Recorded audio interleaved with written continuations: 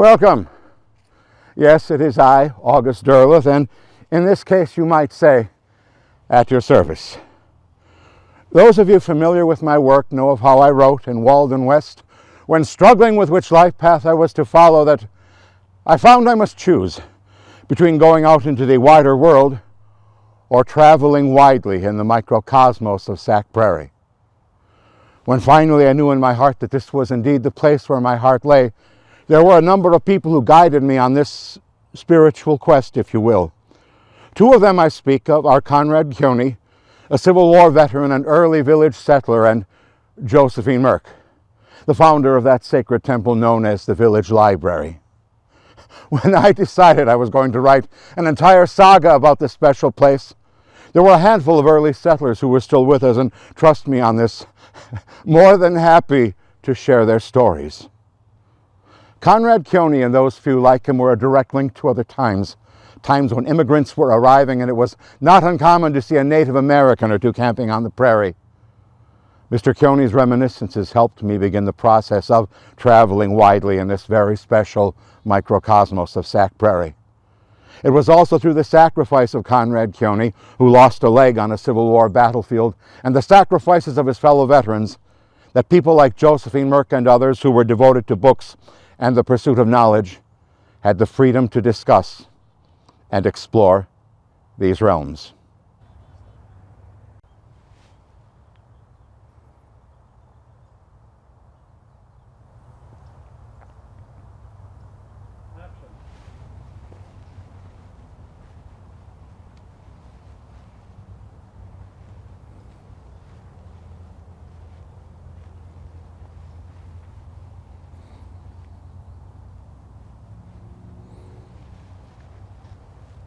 My name is Conrad Kearney. I spent most of my life in Sauk City, but I was not born here. I, like so many Americans, am an immigrant. I went through many difficulties to get to America and do not take it for granted. I am fiercely patriotic, and there is no one more loyal than I to my adopted country. At 18, I left my home in Switzerland in February of 1860 aboard a train to France to board the ship, the Paragon, for America. My brother Tobias made the same journey 1 year earlier, and I was excited to reunite with him. I was not, however, prepared for the severity of sea travel. The weather was poor, sanitary conditions were very bad, and everything was very crude on the ship, including the other passengers. I witnessed some men in an attempt to get fresh with a Bavarian girl. In response, she threw a spoonful of vinegar from her pickled herring into one of their faces. He wanted revenge, but the crowd was sympathetic and protected her. In the boat, the air of war was apparent. The ship was not only carrying us immigrants, but also munitions. In total, we spent 47 long, hard days at sea. We were vigorously searched by customs upon our arrival to New York, as the government was concerned with what was coming into the American shore. Even after immigration was satisfied, people on the street shouted at us and called us greenhorns. I quickly boarded a train, this time bound for Wisconsin, where Tobias had begun making a life for himself. The seats on the train were hard wood, and we had to stay on the train for 2 days and nights. After arriving in Mazomanie, I took a stagecoach and crossed the Wisconsin River by ferry to reach my destination of Sauk City and my brother, who was clerking for Charles Ulbricht at the time. My first day in Sauk was sudden and short. I worked where I could, but quickly caught the war fever and joined up with Company D, 9th Regiment of the Wisconsin Voluntary Infantry.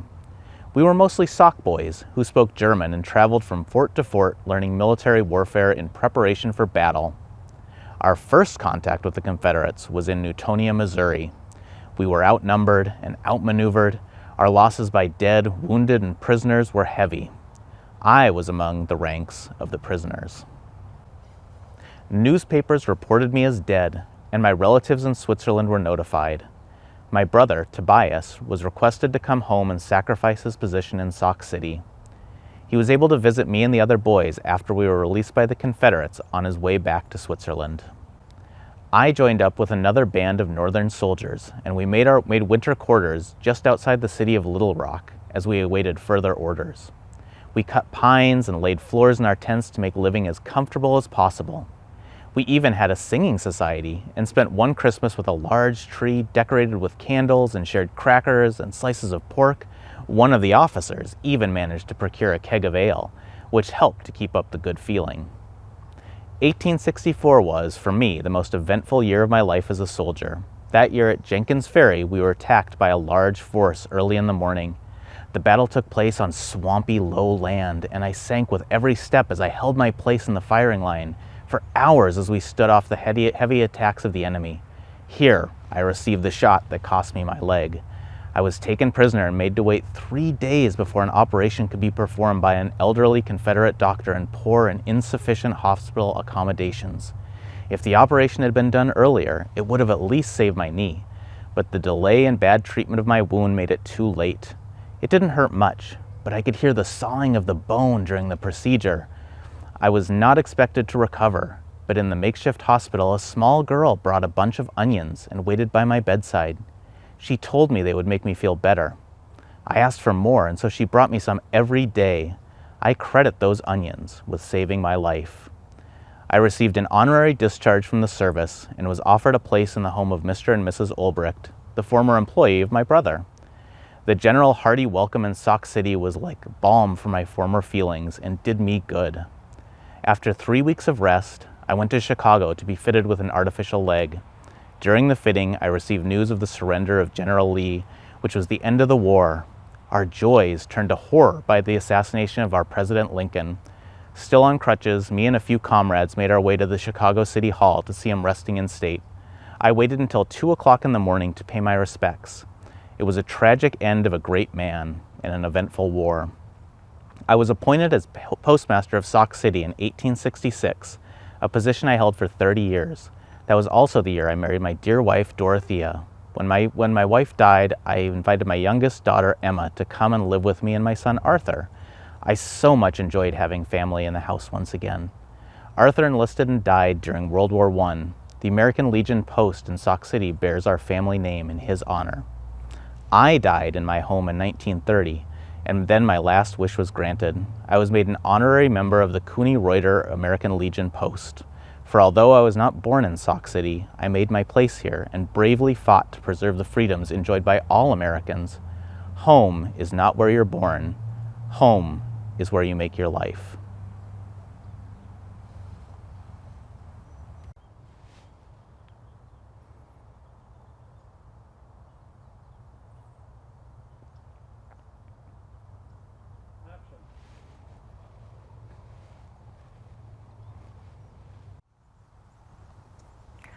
My name is Josephine Merck.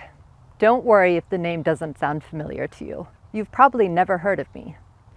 I wasn't rich or famous during my lifetime. There are no parks or buildings named in my honor. I led what some would call a quiet life. In fact, if you search for my name, you'll see the same words used to describe me over and over again. I'm called respectable, efficient, dedicated. My friend and former student, August Derleth, would go on to write about my small, simple life. One woman going her lonely way from day to day. That was her life. Well, no offense to my friend, August, but I think we all know he tended to be a bit dramatic. I may have lived in a small town, but my life was large, and the legacy I left behind has helped shape Sauk City into the village it is today. I was born here in 1869, the youngest of 6 children. My parents had immigrated from Bavaria over a decade earlier, settling in Sauk City, where my father worked as a cooper, and my parents were both members of the Free Thinkers congregation. Education was very important to my family, and I followed in my older sister's footsteps, graduating from the University of Wisconsin in 1893 and becoming a teacher. I moved around for several years, working in rural school districts before settling in Sauk City to become a high school teacher. I went on to teach for many years, eventually becoming a member of the school board as well. For the time, I was fiercely progressive. Although born 50 years before women won the vote, I served on the local election commission and became the first president of the Sauk City Women's Club. While president, I led the effort to fundraise money for a village library and became the first librarian in 1921. I was paid 35 cents an hour plus $15 a year for janitorial work. The library started on the ground floor of the modern Woodman Fraternal Hall, a small partitioned-off space heated by a wood stove and containing only a few hundred books, mostly donated by the state of Wisconsin. Under my leadership, the library thrived. A lover of books and learning, I was passionately curious, always busy, always working, and always wanting to know more. I fought against censorship and bigotry while trying hard to keep the peace, and always looking for the best in everyone. Through the years, I came to know most of the children in the village by name, and did my best to pass along my intellectual curiosity to them as well. A great lover of poetry, I was known to recite any number of verses off the top of my head, although one of my favorites was by William Cullen Bryant. So live, that when thy summons comes to join the innumerable caravan which moves to that mysterious realm where each shall take his chamber in the silent halls of death, thou go not like the quarry slave at night, scourged to his dungeon, but sustained and soothed by an unfaltering trust. Approach thy grave like one who wears the drapery of his couch about him, and lies down to pleasant dreams. In 1937, after a lengthy battle against lung cancer, I lied down to pleasant dreams myself. I wouldn't mind dying, as I often told my friend August Derleth, if only it wouldn't take so long. I was 68 years old and left behind 2 sisters, several nieces and nephews, and even more grandnieces and nephews. I also left behind a legacy of a lifetime devoted to the betterment of Sauk City. I may have lived in a small town, but my world was enormous. It was a world of poetry and ideas. It was a world of learning. I shared that world with my friends, my students, and my patrons. My name is Josephine Merck, and I was a librarian. I lived in a world of books, and I brought that world to Sauk City.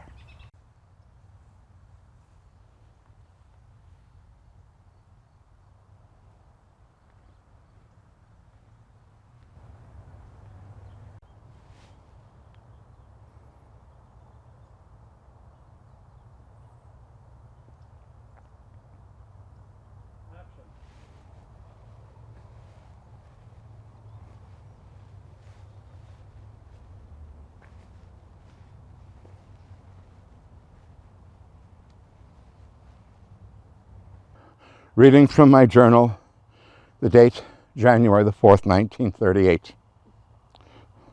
Josephine Merck, Jo, died this morning at 1 o'clock, and I was grieved to learn it, though it is best now that she is freed from suffering. To the last, she was interested in everything that was best for her Sauk Prairie, and she was never too ill, too pain-racked to listen to news of school and library. Indeed, I reflected this morning, her entire life was given to service. I thought of how she used to tell in the old library of Saturday evenings, how she went out to teach into the country at 16, how she came home tired each evening with so much work that she could not even talk to her mother, who had spent the lonely days waiting for her, so that the small things, the trivia of Sauk Prairie life, the pulse really, might pass between them, and so take on warmth and significance for the older woman. I regret that now, she had said more than once. And I thought, too, of how she disliked to offend people, often at the expense of her own rightness, and thought harshly of those who contributed to bringing about this weakness in her. So now she is gone, and a grievous loss to Sauk Prairie. I put down something in appreciation of her in this week's paper, but words are too inadequate. They say nothing in the face of death.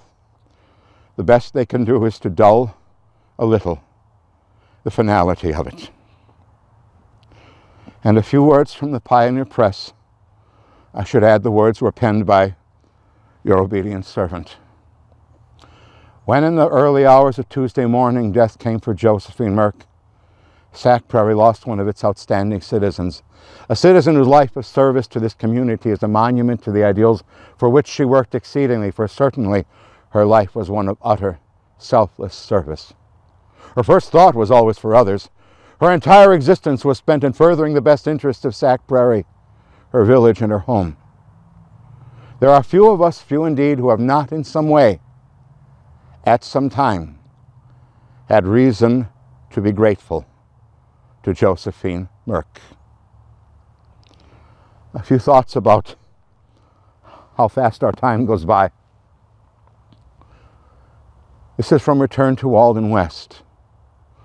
In the village, as in the country, birth and death know no winter. Here life is more patently unceasing change. Familiar faces vanish, long-known voices sound no more, gone to ground. The young grow up to confront a life ever more complex, and in their time are harried to the grave. Scores of men and women who may never see the beauty of the earth they live in, who may never know themselves as integral to nature. I walk among them, it often seems, increasingly an alien, informed by compassion and understanding, but less content among my fellow men than in the marshes or the hills on the river or along the country road at night, where I am closer to coming full circle to awareness of that ultimate darkness that is the merging of the self with time and the inevitable dust. And from Mantrack here, from Mantrack here, waking to wind sound, shaking snow-warmed ground, earth shuddering, snow falling fast, fast, slow. Hours passing, I hear, far on the wind and clear, Paul Bunyan walking, Paul Bunyan talking, muttering in his beard. An old man now who bends for the bough he once tore away, he goes through the fallen snows, retreating northward. His footfalls break the winter air, his footfalls wake the echoes of Wisconsin's past. Tall men, strong men, women first and last. Only wind in the pines now. Wind in the pines. And from Village Ear, the date is December the 31st. Late tonight I paused at the harness shop where we sat in the dim light listening to Scriabin's divine poem, the Debussy nocturnes and the lovely Rosenkavalier waltzes of Richard Strauss. The melodious music rang within the old walls and drew in Mr. Elke, who was passing, and he danced around quite by himself, holding his cane stiffly out, and took much pleasure in it, going out presently smiling, his eyes merry and his cheeks rosy. After the concert, I went down to Miller's, where most of the old crowd had gathered, but I did not stay long. I went out into the kitchen and took luncheon before the others, so that I might go home and spend the midnight hour closing my books for the year, walking home in the crisp night under the bright stars, Aldebaran and Orion and Sirius great in the heavens now, thinking of time past, time flowing inexorably onward, and of those gone this year, Josephine Merck, Uncle Dick, Grandmother Volk, Cousin Lizzie, and only 3 days ago, Zona Gale. My footsteps upon the hard snow, like the clock's sound marking Sauk Prairie's years as minutes down the frozen air before another year, and still another year.